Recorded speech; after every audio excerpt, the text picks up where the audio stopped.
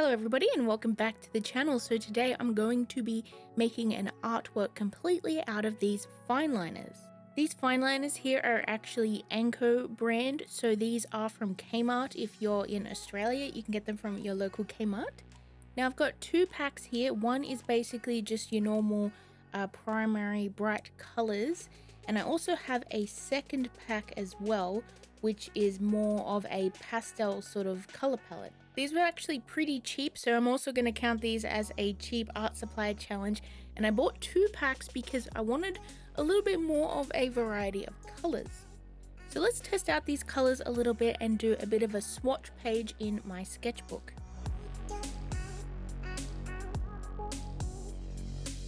So as for thickness of the lines that you're going to get with these pens, it doesn't actually say anywhere how thick they are, and if it does then I've missed it, but they are quite thin, so I feel like you'd be able to get a good amount of detail and like small details with them.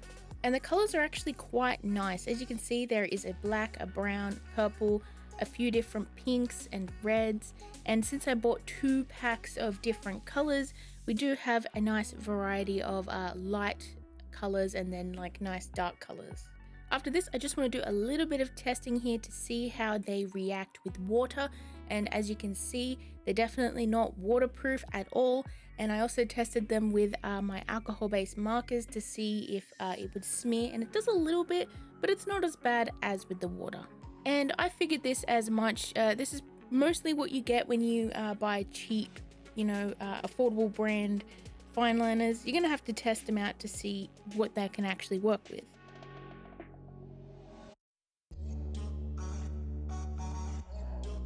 So before I dive into a larger illustration, I kind of want to test these out a little bit more and just see how they work together.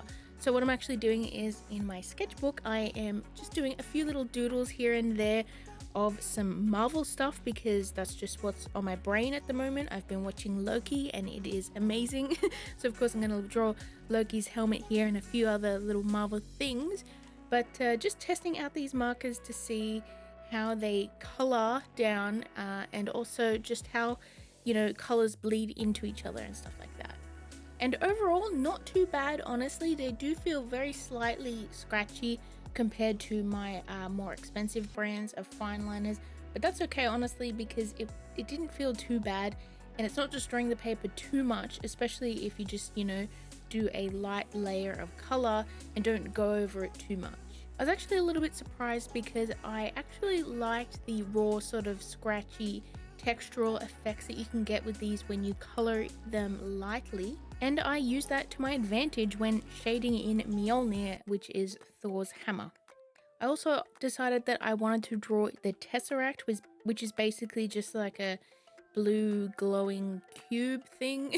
At least that's what it looks like, and it was interesting trying to see if I could get a slight gradient effect with it glowing from the inside while using fine liners. So overall, these pens don't feel too bad. They do definitely feel quite cheap and very light in the hand, not very solid. And the nibs are nice, and the barrel could be a little bit better quality, but honestly, for the price that you're paying for these, it's not too terrible. So next I'm going to be making a larger illustration, as you can see, and I am sketching it out with a graphite pencil first because honestly I want to make sure that this artwork looks good, but I am basically going to completely erase this sketch mostly so you can't really see it, so it's not really going to be part of the final illustration. Now that that sketch is done, I am using my kneaded eraser, as you can see here, and I'm just rolling it over the page to remove most of that graphite, and now it's time to add in the details and color and stuff like that with these fine liner pens. So for the idea of what I wanted to draw, as you can see, I'm drawing a bit of a Gengar illustration here.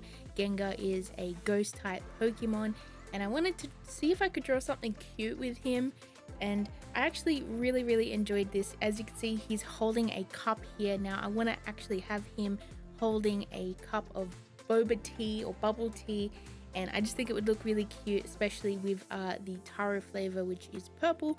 I think it would suit his purple aesthetic quite well. So to begin, I'm just shading in the main areas, as you can see, and I'm keeping that sort of scratchy, textured look because I actually really like it.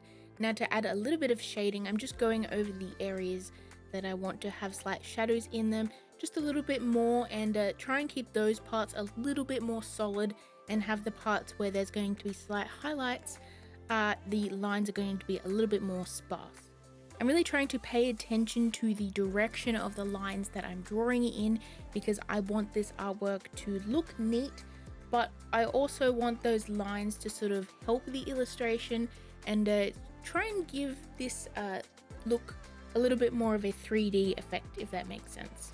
So as you can see, the lines that are going over his face are quite, straight, slightly curved, but the lines going over his thick little arms are more rounded, if that makes sense. And I have to say, this part took the longest. Definitely don't underestimate how long it's going to take to color in something, even if it's not too big, because you have these tiny little fine liner pens that you're gonna have to go over it quite a lot.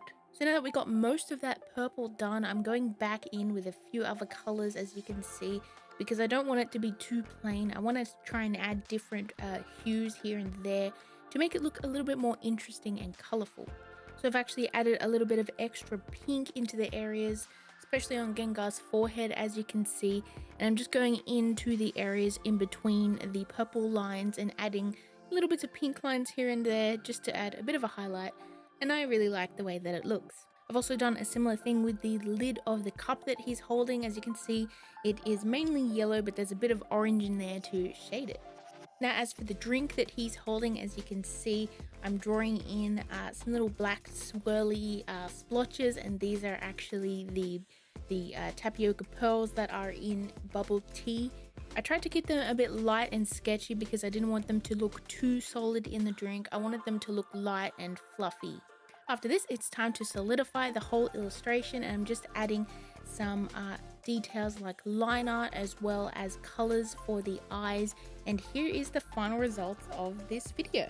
Honestly, I really enjoyed this, and I really love the colors and the tones that I got, especially in that pink purple part of Gengar's body, and overall I had a lot of fun doing this. So if you guys want to see me try out this challenge again, definitely let me know in the comments below and hit like on this video.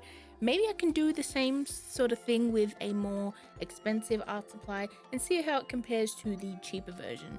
So anyways, I hope you all are having a lovely day. Please stay safe out there, and hit that like and subscribe button, of course, and I will see you in my next video. Bye everyone.